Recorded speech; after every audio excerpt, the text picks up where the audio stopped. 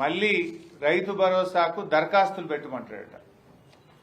ఆ దరఖాస్తులు కూడా ఎట్లా పెట్టమంటాడట?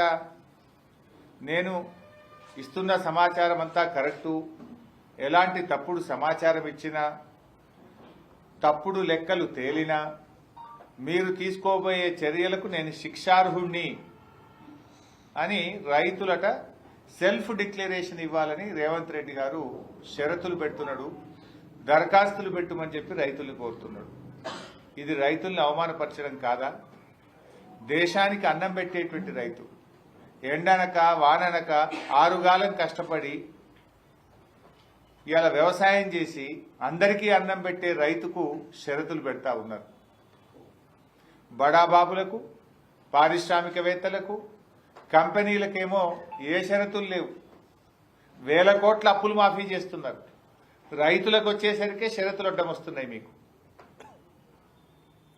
రైతులకు బేడీలు వేసి అవమానపరిచినటువంటి రేవంత్ రెడ్డి ప్రభుత్వం ఇవాళ రైతు భరోసా విషయంలో కూడా రైతుల్ని నేరస్తుల్లా భావించడం ఇది చాలా దారుణమైనటువంటి విషయం.